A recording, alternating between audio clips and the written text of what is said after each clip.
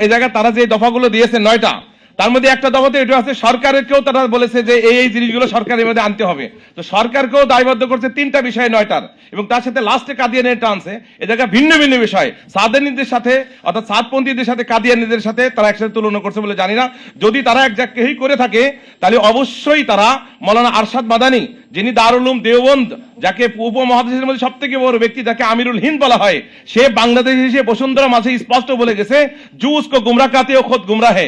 যারা মৌলানা সাদ সাহেবকে গুমরাহ বলে, পথভ্রষ্ট বলে, সে নিজে গুমরাহ। অর্থাৎ দেওবন্দ যদি আমরা অনুসরণ করে থাকি তাহলে যেই দ্বারা বলেছে তারাই গুমরাহ। এটা সম্পূর্ণ অপপ্রচার। এবং ওনারা নিজেই কি দারুল উলুম দেওবন্দের প্রয়াত শাইখুল হাদিস মুফতি সাইদ আহমদ পালনকরী, উনি ওনার দারুল দেওবন্দ থেকে লোক পাঠিয়ে দেখাইছেন যে ওনার বাড়ি এবং ওনার বাগানে ওই জাতীয় কোনো কিছু আছে কিনা। আসার পরে বলছি এ সাফাই ঝুট, সম্পূর্ণ মিথ্যা এবং অপপ্রচার, এটার কোনো অস্তিত্ব নাই। অপপ্রচার বাস। আমরা ভারতের দালাল নয়, বলকে আমরা বিজেপি সরকারের আমরা বিরোধী কথা বলি সর্বক্ষণ। এটাই মৌলানা সাদ কান্দলবিকে তার নিজের বাড়ি ছাড়া করছে ভারত সরকার, বিজেপি সরকার তার বাড়ি এবং মার্কাজ বন্ধ রেখেছে 1 বছর যাবত। যদি আমরা তাদেরই দালাল হইতাম তো আমাদের বাড়ি ঘর এবং মার্কাজ, বিশ্ব মার্কাজকে বন্ধ রেখে তারা এরকম মৌলানা সাদ সাহেবকে বাড়ি থেকে উৎখাত করছে। ওটা কোশ্চিন কালো, আমরা তাদের দালাল নয়, বলকে তাদের বিরুদ্ধে কথা বলে মৌলানা সাদ সাহেব। প্রথম হচ্ছে আপনারা বলেন ঐক্যর চিন্তা আছে কিনা আমাদের মধ্যে। নিঃসন্দেহে আমরা দাবি করি আমরা ঐক্যর সাথে আছি। হযরত মাওলানা সাদ সাহেব দামাত বরকাতুহু সারা পৃথিবীর তাবলীগ জামাতের একক আমির। ওনাদের মধ্যে এখনো পর্যন্ত কোন ওনাকে যদি নাও মানে ওনাদের মধ্যে এখনো পর্যন্ত একক আমির বানাইতে পারে নাই। এক আমিরের মাধ্যমে আমরা সারা পৃথিবীতে তাবলীগের কাজ পরিচালনা করতেছি। এটা আমরা মনে করি ঐক্যের সাথে আছি। আমাদের মধ্যে থেকে কিছু ভাই কিছু জিনিস ভুল বুঝে ওনারা চলে গেছে, আশা করি চলে আসবে। আচ্ছা, পাল্টা ব্যাপারে আপনার প্রথমে আপনাদের ক্ষমা চেয়ে নিচ্ছি। আজকে যে সাংবাদিক সম্মেলন এখানে হচ্ছে অথবা মহাসমাবেশ, এটা কোনোটাই আমাদের তাবলীগের কার্যক্রমের পদ্ধতি না। আমরা মজবুর হয়ে আমাদের তাবলীগের কাজ পরিচালিত হয় মসজিদ থেকে। এখানে যে আমরা আসছি মজবুর হয়ে আমরা আসছি, যেহেতু ওনারা বলছে ওনাদের এগুলোর জবাব দেওয়ার জন্য এখানে আসছি।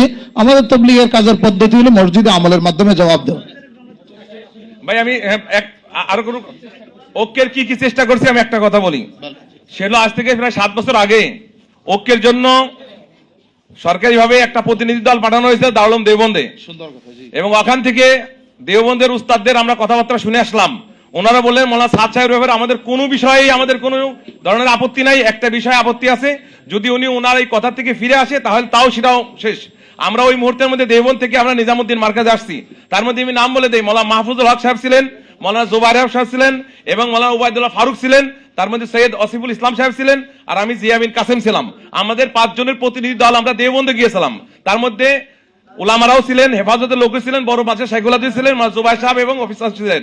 এরপর নিজামুদ্দিন মার্কাজে এসে মৌলানা সাদ সাহেবকে যখন বলা হলো যে আপনার ব্যাপারে দারুল উলুম দেওবন্দ পুরা পরিষ্কার, শুধু একটা বিষয়ে তারা আপত্তি করতেছে, আপনি ওইটার ব্যাপারে ফিরে আসেন। উনি ওই জায়গার মধ্যে ঈশান নামাজের পর স্পষ্ট বলে দিলেন যে আমরা এরকম ভাবে ফিরে, আমি ঠিক আছে যদি উনাদের কথা অনুযায়ী ভুল বুঝে থাকে মুসা আলাইহিস সালাতু ওয়াস সালামের ব্যাপারে, আমি এর থেকে আমার কথার মধ্যে যদি ভুল হয়ে থাকে তো অবশ্যই আমি আমার কথা থেকে ফিরে আসলাম। এই কথা যখন এই যেই লোকগুলো আমরা 5 জনের নাম বললাম গেলাম, ওনাদেরকে যখন বলা হলো ওনারা বললো না আমাদের আর কোনো অভিযোগ নাই, মৌলানা সাদ কান্দলি পুরা পরিষ্কার নিট এন্ড ক্লিন, অর্থাৎ ওনার ব্যাপারে আমাদের কোনো অভিযোগ নাই। পরবর্তীতে যখন দেশে ফিরে আসলাম, দেশে ফিরে আসার পরে ওনারা আবার আলাদা ভাগ হয়ে গেল, আর আমাদের ওই দেওবন্দ এবং নিজামুদ্দিনের যে কথাগুলো শুনে আসছে এই কথায় ওনারা আর ঐক্য হতে পারলেন না। এগুলো আমরা একটা রাখলাম।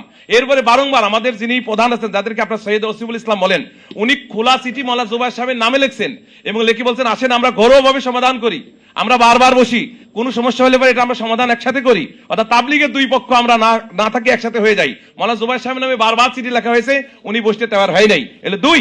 3 নম্বর হলো আমরা আজকেও বলতে চাচ্ছি, যদি একটা বিশ্বব্যাপী একটা আন্দোলন এবং 252টা দেশে এই আন্দোলন অর্থাৎ তাবলীগের মেহনত চলে, এত বড় একটা প্রতিষ্ঠানের অবশ্যই একজন আমির অবশ্যই লাগবে। আপনারা নিজেও জানেন কোন দল আমির ছাড়া হইতে পারে না, সভাপতি ছাড়া হইতে পারে না, এবং একটা মার্কাজ তার কেন্দ্রবিন্দু লাগবে, একটা প্রাণ কেন্দ্র লাগবে। এই 2টা জিনিসের উপর যদি ওনারা এক হয়ে যায়, আমরা ওনাদের সাথে গলাগলি করতে এখনই ঐক্য করতে তৈরি আছি। কোন আমির ছাড়া অর্থাৎ একটা দলের সভাপতি ছাড়া এবং কোন একটা মার্কাজ এবং তার প্রাণ কেন্দ্র ছাড়া কোনোদিন ঐক্য আসা সম্ভব নয়।